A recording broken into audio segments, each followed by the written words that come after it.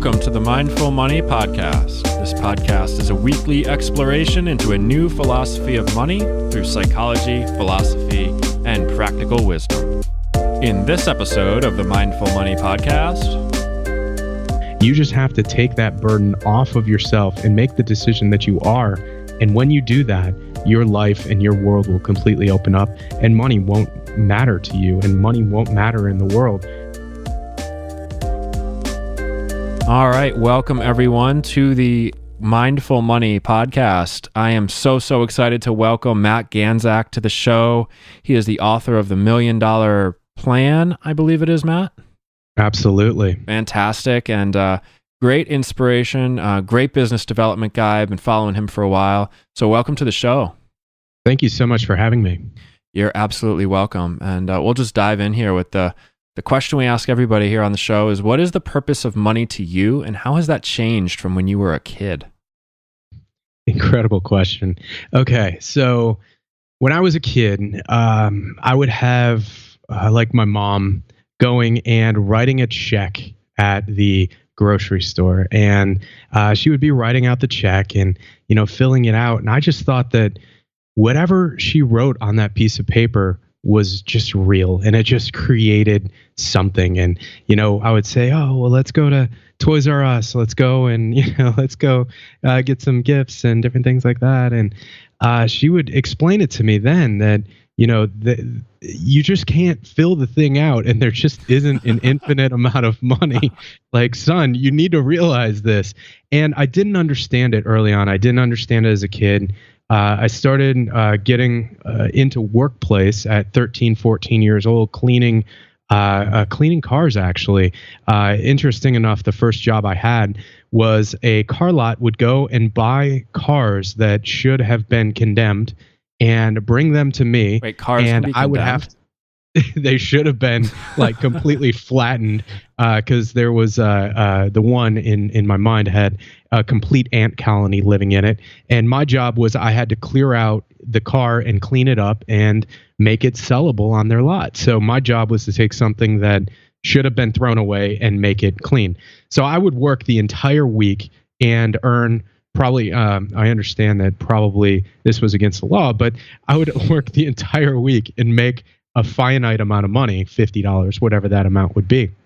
And then we would go out, and my mom would say, all right, well, you're buying us dinner. And that one pay for the entire week to show and prove to me what money was, I would work the entire week of, working 1 or 2 hours after school. And that 1 week of pay would buy one or so meals for the family. And that's when I started realizing what money is and how such a lot of work translates into such little amount of money. And the second part of your question is forwarding that to where I am today. I'm able to literally, I've gotten to the point where I can sleep, and I wake up in the morning and there's a few $1,000s in my bank account that I earned while I was sleeping, because I learned and wrote a book about it, how to leverage your time, or how to leverage time that doesn't even exist using technology. And I believe that's probably why we're talking today, because I figured out how to make money while I was sleeping. And that's something that I think that my mom instilled in me from those early days of cleaning out the cars, thinking, geez, all I want to do is be playing video games right now, and this is so miserable, and I'm not doing what I'm supposed to be doing. I'm 13. I shouldn't be doing this. So in the long run, I think my mom ended up creating the entrepreneur inside of me today from that lesson that she taught me way back when. That's awesome. What shifted? I mean, you're getting paid while you sleep, and you're talking about how you've made essentially infinite time for yourself, right? You've created this situation where you're making money and you're not doing anything. So how did that shift happen? So I was working several jobs, and one of the jobs led me into network marketing. So I started learning how to leverage people and leverage network marketing. So from there, I started learning how to build funnels, how to build systems, how to start doing that. The year was 2006 when I got started in network marketing. And then there wasn't Facebook. There wasn't, these tools and the technology that we have today. So I started learning how to, do the work and open Photoshop and develop web pages and start creating content, host websites, and, build pages and whatnot back then. So throughout the years, I started leveraging different technologies that are available now. And I ended up going and working for a company up in New York City. And one of those companies that I ended up working with, I put out resumes and finally got a job in 2008. And in 2008, I went on to start creating some of the most annoying advertising in the history of the internet. I am responsible, and you can blame me. I'm responsible for Congratulations, You Won. My ads had trillions. Yeah, this is all my fault. My ads had trillions of impressions. I have angered every single one of you probably listening to this at one point in time. But congratulations, you won. But and then this is what you get to listen to. So from then I started building the most annoying ad campaigns in the history of the internet. So I started learning how to build massive amounts of traffic to pages. So when I put the two together and saying, okay, well, I learned in network marketing how to build systems. I learned how to, start getting funnels up and running in CRM systems and whatnot. And now I'm doing traffic and building masses of traffic. So let me put it all together and start making money. So I got to see, so many different aspects of business over the last online business, digital marketing over the last 10 years. And then as I started putting it together for myself and then started putting it together for my clients, money started coming in. And I'm like, this is insane. Like, I can sleep and I'm getting paid. And that's kind of the transition of where I've gotten today. And I absolutely love what it is that I do. We were just talking about like all the video equipment that's behind me right now. Yeah. And I love doing this stuff. Like, isn't it crazy that we have the ability to love doing what that we love doing every single day? It's just insane. And the freedom, being able to do this. It's unreal that the internet allows us to do this. And I just absolutely want to thank you for letting me share my story through your podcast. It's just, just so grateful for, what the internet provides for us. Absolutely no problem at all. I think that too few people get to hear the backstory of what created success. Too few people get to hear, Warren Buffett's a millionaire. Oh, that's good for Warren Buffett. But you don't hear about what actually happened along the way. You don't hear about maybe it's the hard work or the experience or even the philosophies that they have. Or, when I was just getting started in entrepreneurship, people would say to me, you're crazy. And I would say, yeah, maybe, probably, whatever. But I'd study the people that had all the money and vehemently deny that they were right. It was pretty funny. So, with that in mind, like, you've made this transition. So what is money to you now? Like, what is the point of money? Today is, hey, I can do whatever I want. I actually just booked a trip to Italy today. So going to be going out for 2 weeks and spending half of February in Italy just because I can. So it gives me the freedom to be able to do whatever I want. Whenever I want. And I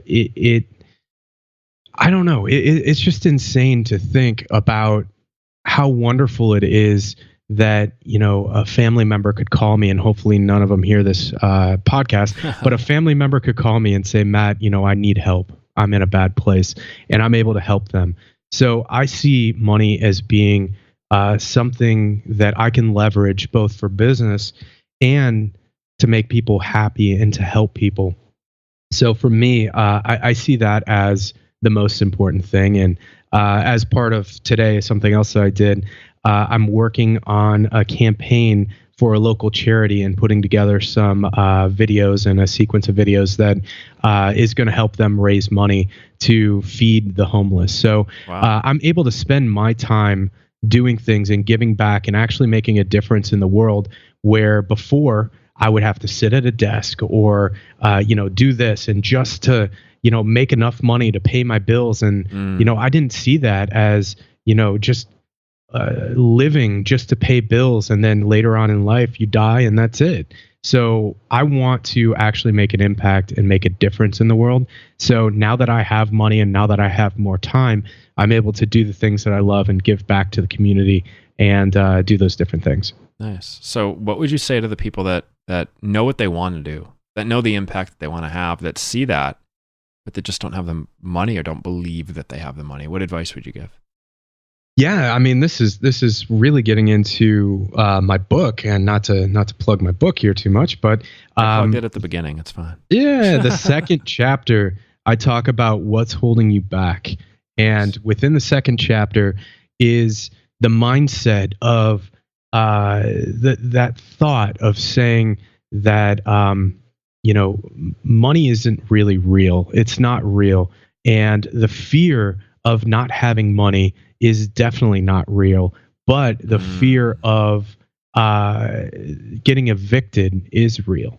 So it's a matter of, if you're sitting there, and I articulate it really well in the book, if you're sitting there and you're thinking to yourself, I can't pay my bills, I can't do this, I can't start on that business, I can't start on that new idea, I can't expand, and you're shutting yourself down, if you keep in that mindset of worrying about the first of the month that's coming up at the beginning of the month, that first of the month is going to come up on you very quickly, and there's a good possibility that you're not going to have the money to pay that rent. And through the years, I always said, I don't know what it is. I don't know if there's a higher being or if it's somebody watching over me or an angel or whatever it would be. But I always said to myself, every single time I didn't have the money on the first of the month for, that next month, whatever. You can't manifest money within one day. But I would always say at the beginning of the month, I don't have money to pay my bills at the end of the month. The money always came to me because I stayed positive, I stayed focused, and I stayed focused on the things that mattered. The money didn't matter. It was just a mindset of saying, there's an abundance out there in the world, and if I need to create more money, I will attract that into my life. And I did. And I did every single month, even the months that I chose to go hungry, keep the electric bill on, keep the internet on so I could physically make money.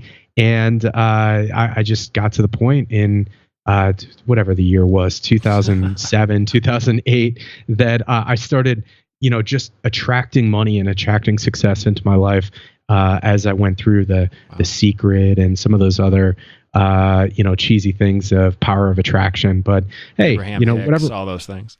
Yeah, whatever works for you works for you. But for me, it was, I went through The Secret, and I went through the Power. Where is the book? It's over here someplace. Power of Focus. So it's interesting, this like careful balance, right? Because I have all these dreams, I have all these hopes, I have this like, I know what the $1 million house looks like. I know what the lifestyle looks like that I want.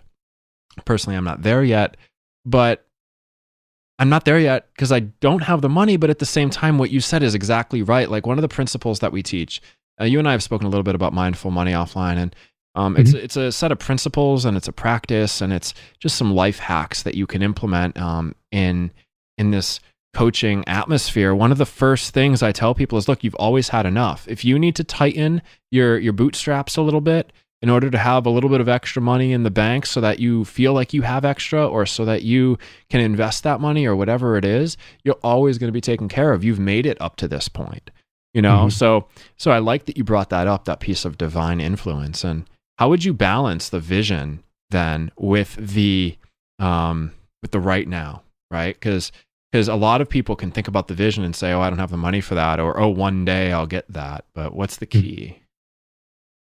For me, I want to hire more staff, and I don't want to start hiring staff or more staff until I feel very confident that we have a solid plan in place that we can hire and expand. So for me personally, I feel that it's one step forward and then gauge where we are and say, is this the direction we want to go? Is this, what is satisfying the end result that we're trying to achieve? And then take the next step and the next step after that. So right now, our end goal is building software and doing the things that we want to achieve. But I can't look at the end goal. I need to look at today. And I need to say, today, are we accomplishing what it is that we need to do for our clients? Who else do we need to bring on to help accomplish what it is that we're doing for the people that have invested into us and invested into having us build their businesses? Are we giving them the best results possible? So most of my day is focusing on our clients and working on helping to grow our clients. And I spend a lot of time on the phone. But in the end, ultimately, what I want to do is build an atmosphere where there's an abundance within our company, within the people that work with us, within our clients, I just want to have this environment of energy where money doesn't matter. Because at the end of the day, I can make the choice to say, hey, maybe we won't go out and have this $200 dinner, and maybe I'll take this $200 and invest it into, this new campaign. And I'll take this campaign and either it will make money or it will lose me money. And my step back is to say, money still does matter, but in the sense that I need to understand how it's working for me and how that's leveraging out to how my time is being calculated as part of the equation, because time is an extremely important part of the equation. And I think many people don't take that into consideration as much as they should. I completely agree. And a lot of people are instantaneous gratification. It's, I want that thing right now and I don't want to wait, Yeah, absolutely. That's what that's actually what the entire debt crisis, in a sense, is about today. Is you didn't see television commercials, and you didn't see those things back when our parents were kids, because that wasn't real. They had 5 TV stations and they watched the 4 shows that they would watch on TV, and they didn't have Lexus and they didn't have Mercedes advertising around Christmas time, and they didn't have those thoughts of saying, hey, maybe I need to live that American dream and go and buy this $80,000 vehicle that I shouldn't get. But wait, we're getting a discount. Yeah, but it's X amount off. Hey, I'm in marketing too, and I know how to drive people in a door. And realistically, when you go in for that, $300 a month offer where you're looking at your finances and saying, hey, Joe, we can afford an extra $300. Maybe we should go in and get this. You walk in the door and you end up walking out and you're like, why are we paying $700 a month for a car? Yeah. So that's what happened. That's what sales is. And, honestly, I'm not hating on car dealers or anything, but as that Mercedes, dealer, as that Mercedes salesperson, his job is to have you come in thinking that you're spending $300 and get you out the door spending $700, and that's how he feeds his family, his or her family. So at the end, we're all just paying for things that we can't afford. We're buying more things that we can't afford. We don't have more money coming in. Taxes have been going up, year to year. And I did my taxes. I had a 40% taxable rate. And I was like, wow. How am I supposed to live on this? How am I supposed to continue living on, a 40% taxable rate and so forth? And at the end of the day, it's just like, okay, well, I need to withhold more for taxes, and that's just how it is. And so forth. So, not getting into taxes. And all that no, but nonsense. you bring up a really good point. Tony Robbins actually says this, and I've quoted him a lot lately, and I don't know why, but maybe I'll have him on the show soon. But he says, what if you were charged an extra 30% on top of your existing taxes? I think you've heard this quote. You're nodding your head. Mm-hmm. You wouldn't like it. In fact, it would suck, but you'd have to pay it. So that's how you have to treat those things that you want. I was just having a conversation with my parents the other day. They want to buy a new car. They want to take out a $10,000 loan. I did the math. I'm like, Mom, by the time you're done, you're going to pay $4,000 in interest. Can you wait, knowing that you're taken care of, like what we were talking about? Can you wait and just put money in the bank just as you would make a car payment, and then buy the car in cash? It's like this instantaneous thing. Yeah. Yeah, it's sad. And really, as the credit has made everything so much easier. The only reason I use credit cards now is because I earn points. So I put everything on my cards as physically possible, and it gives me the points to flew to New York a couple of months ago and took my girlfriend up there. We spent a couple weeks in New York City and lived off of points, basically, just because I put everything on my cards and leveraged that. As part of that as well, when I was starting my business and really starting to crank in my advertising, I took a hard look to say, okay, well, my credit cards are this much, and here's how much I'm paying in interest every single day. Now, however, I could launch this new course, and if I spend this much in advertising, understanding how advertising works, I can drive that, take this money, pay that, take this, pay off that loan. So I ended up drawing down a $32,000 loan from a service called Cabbage a couple years ago to launch one of my courses. Launched my course, took the money that was generated in revenue from that, put it back into that, paid that off, and then move forward just based upon knowing my numbers and knowing how money works and choosing the right decisions, like you were just saying with your mom, making those right decisions and knowing that, hey, if I keep paying on these cards, for example, I would pay an extra $4,000 over the next 2 years to pay them off. However, I can leverage what my knowledge is, launch this course, and pay everything back that much quicker. So it's crazy how once you start realizing how money works, once you start realizing that you can build a business from home on the side. While I was doing that, I was working another job. So were you breaking even at that point, or were you getting the bills paid? In other words, was this extra? So this was just extra that you were reinvesting. It wasn't like you were in the hustle or the grind. Reinvesting. I had a 6-figure job at that time, and I was trying to build a business on the side. And I promised myself that I wasn't going to quit that 6-figure job until I was doing double what that job was doing in revenue each month. So I got to that point, and then I just paid off all of the credit cards and all the debt that I had in building that business and getting what I have now online. I had to pay off all that debt. This was like 2013. Wow. 2013, somewhere in that time. Not long ago, guys.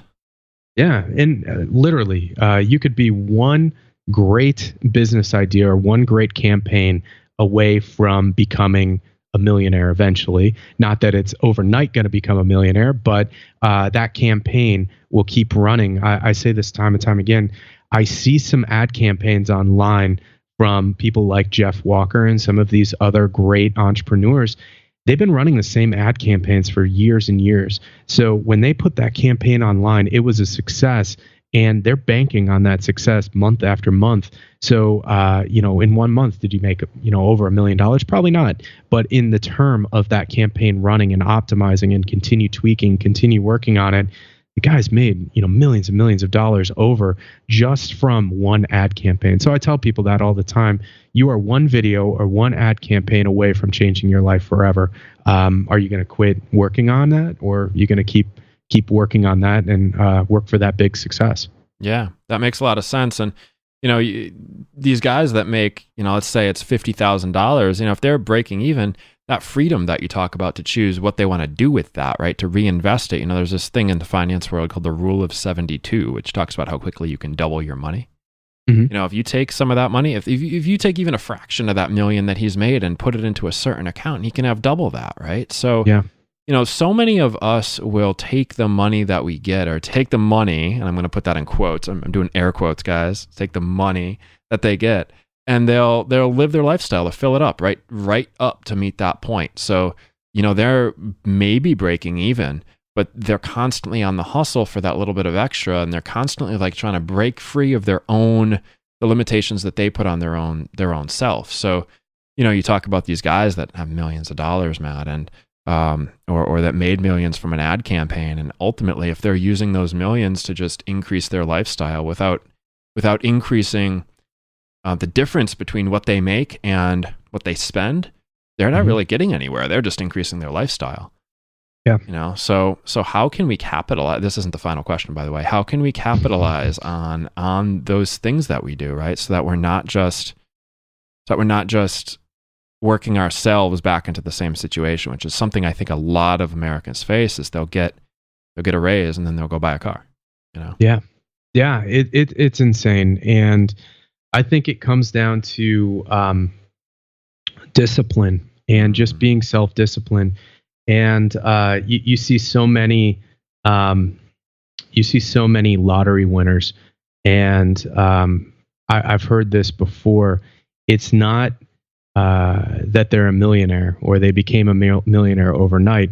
It's just another broke person with a little bit of money. So it's a broke mentality. It's not the numbers in your bank account. It's the mentality that you live. So if you live a broke mentality, you could have money, but eventually you will be back to being broke.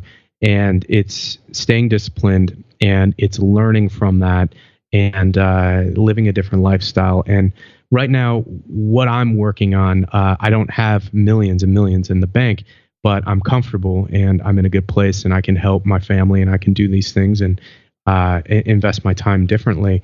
What I'm doing is for myself is kind of a pay it forward, in a sense of taking on some of these projects and taking on things that I'm investing in for the future. I'll take on projects and not take a lot of money up front for a project, and take a percentage of the back end and a percentage of the company. So I'm doing a lot of things now where I'm building businesses within partnerships, as well as, just the charity aspect of it. I'll do work for charities. And as part of this charity event that I'm doing, there's going to be a few hundred people at that event watching my video and then hearing about my services and what our company does. And living in Naples, Florida, there are a lot of business owners here, and there are a lot of people with a considerable amount of money. So any one of them could come through and say, hey, here is a partnership. I'll give you 50%. Go with it. You have infinite dollars to spend. Make it happen. And any of those projects, which I actually have a couple I'm working on now, any of those projects within the next couple of years could end up being an IPO that goes live, and my shares end up becoming worth $1 billion. Who knows? But I keep working on those things. I'm going to bust my tail in my 30s, because when I turn 40, I'm not going to be working. Well, maybe not 40 on the dot, but sometime in my 40s, I'm going to be spending time, more time on my boat, and more time focusing on empowering my people to, keep working and keep going forward. So that's my goal. Not that I'm going to completely step out of all business in my 40s, but I want to, kind of pull the reins in a little bit, and spend a lot of time with my family. Maybe, work a couple days a week, and then spend the rest of my time, with my family. Yeah. So it's really the shift that you're making from, let's back up even further. You went from this point where your mom was writing checks and you thought money appeared out of thin air to, getting, what was it, ants or spiders or something out of an abandoned or condemned car, you said, right? Yeah. And now you've got this business, and you've really shifted from, you've made this transition from not having enough. I'm going to assume that there was a mentality there at one point, not having enough, right? And then you started to create your own income, and now you're comfortable, and so now you're moving into an investor sort of mentality where you're just going to have equity. The businesses might go out of business, they might sell, they might whatever, but in time, one of these is going to turn, and you're going to have a pretty good chunk of change coming in. So you just focus on what you support, and then the rest kind of comes once you're in that comfortable place. Yeah, and the end of the day, I can completely fall on my face and completely lose everything. And I have a set of talents and a set of my mindset and everything about what makes me what I am. I feel totally comfortable that I can build back up, even if I fall flat on my face. I've invested so much in myself. Going to events and learning from people like Tony Robbins. I went through Tony's Personal Power, I believe it was, when I was in 5th grade. Whoa. So my parents made me go through that to deal with a bully at school. So if you can understand, how I've been going through personal development since a young age, probably I'm a 30-year-old living in a 50-year-old's mind just through the personal development that I've done. So it's invest in yourself, read, invest in understanding, what people have done, what brilliant people have done before us. I'm not a brilliant person. I am just somebody that has read a lot and studied other brilliant people and combined that into what I am today. So it's not necessarily me. It's just the knowledge that's been passed down through the years, through brilliant people that I get to actually just be a shell of, what they have taught and practice what they've preached. Nice. That's beautiful what you just said. And I think that's a testament to the fact that anybody can do this. They just have to want to, and they have to take that action and not think about how much they can accomplish, that long-term vision, but really keep the what am I doing right now to get there piece really, really solid. So I got two more questions for you. One I've never asked anybody on this show, and I'm a little nervous to ask you, but I think it'll really prove something to the audience that's listening. And as a ratio of how much you make versus how much you spend. Mm-hmm. In Mindful Money, we talk about this idea that, you obviously need to spend less than you make, but not just by $10 or $20. Like, you really need to go into that mentality that you're always going to be taken care of, even if you don't think you have enough. Lower your expenses and use that extra to create more money, however you do that. And we also talk about this comfort limit, where the more extra you have, the more comfortable and free you feel. Mm-hmm. So what would you say that looks like? Like, out of, let's say you make 100,000, I don't need to know the numbers, but the percentage is what we're really interested in. So out of $100,000, what's the percent that you actually spend on your lifestyle and your bills? Yeah, absolutely.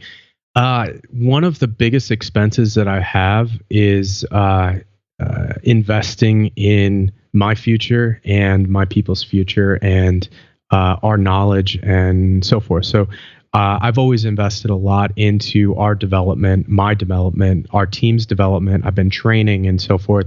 So that's one of my biggest expenses is, helping to develop us and develop our team. And I will expense 25-30% of our revenue per month into expanding us and expanding our talents and expanding what it is that we're doing.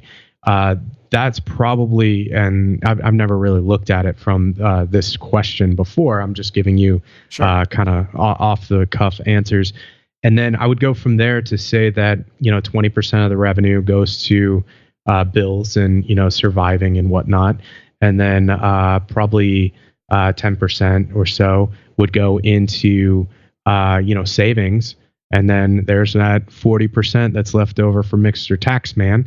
And if, I can put that aside and, make sure that we're keeping up with that, or if we have a tax deduction or something that can come up, or where I could invest that into charity or some other tax deductible type thing where that would lower our taxable rate, then I would go ahead and, make that decision based upon what my accountant tells me to do. Sure. And also as part of this, I'm absolutely not giving any financial advice at all. So no one come and tell me that I was giving financial advice.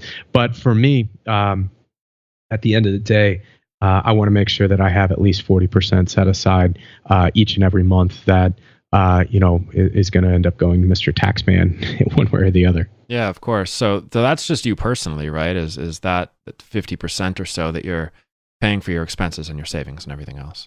Yeah, and I really see that as being, as a sole proprietor of the company, my bank account is basically one and the same as our company. Absolutely. So no, I don't really know if I take a salary. I'm just paying for the things that allow us to, stay doing what it is that we're doing. And I always find a roundabout way to go ahead and say that that's a business expense, just because, hey, I'll go run some ads in Italy while I'm there, and go and maybe do an event while I'm there. Who knows? Exactly. But at the end of the day, continue to give value. Yeah, I'm continuing giving value. Like, I go and buy a new TV. I could go out there and shoot some video in front of the TV, and it's a business. It's a business TV. Yeah. So, again, I'm not giving any tax advice or legal advice no, it's just at this point. This idea of, most people spend 99% of what they make, right? Most people in this audience that's listening to the show right now spend 99% of what they make. So just to get an idea of that from somebody who has that freedom is, I think, really valuable. So let me ask you the last question. I know we're coming up on the end of the show here. So everything we've talked about what money is, how you perceive money to be, how it gives you freedom. The flip side to this is this question. What kind of world would we be living in if money as we know it never existed? I've thought about this a lot, and that's a question that I'm often thinking about.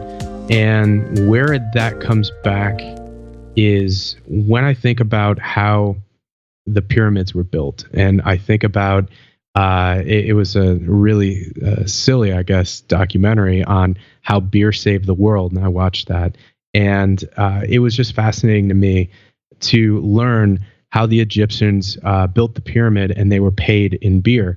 And the beer was their form of nutrition, and the beer was also the form of their payment. So I think back to then, as we're just working just to survive and just to, get through one day after the other. I feel like that's what money is. And I feel that that's how people are living, just doing the bare minimum, just to survive, just to get by. And if you remove that, and you remove that element of it, you're removing. You can see me on video. I'm not wearing a tinfoil hat or anything, so you can just tell your people I'm not wearing a tinfoil hat. There's no tinfoil hat involved. Okay, so the world is completely being controlled by a very small group of people, and that small group of people are controlling everything from the interest rates to even the media and the scare tactics and everything that's going on.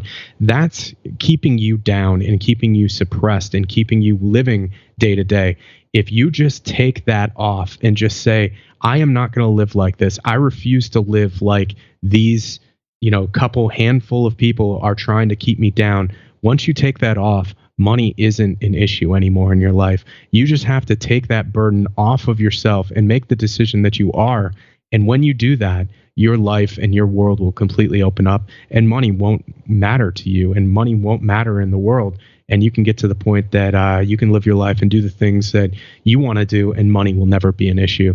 But it's just understanding that there is someone or something holding you down, and all you have to do is decide to take that hand or that force away from you, and you can rise up and money won't exist. So I can't imagine a world completely without money, but I can imagine a world without people that are keeping us suppressed.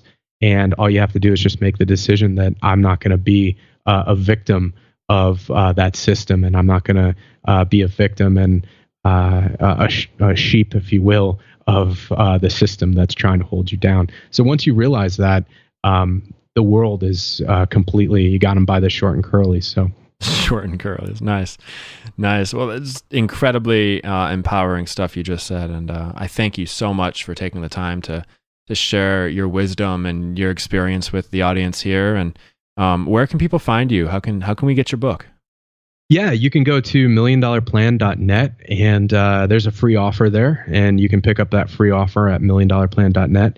And there's all sorts of other great stuff, but you'll go through there and you'll get other emails and other things going on. And you can find me through social media through there and all that other good stuff. So milliondollarplan.net. All right, you heard it, guys. milliondollarplan.net is Matt's website. You can get the book and a whole bunch of free things. Thank you all for joining us this week on the Mindful Money podcast. Look forward to more exciting and amazing and incredible interviews next week. Till next time, take it easy. You've been listening to the Mindful Money podcast, a podcast for people who want to align their money with their values. Love this show? Head over to iTunes to subscribe, rate, and review. Want more incredible show content? Head over to mindfulmoneypodcast.com for show notes, past episodes, and a sneak peek at what's coming next. In next week's episode of the Mindful Money Podcast. If you think of the relationship you have with money similar to the relationship you have with a person, you develop a healthy relationship and you discover what that means. I think it's critical and not done enough.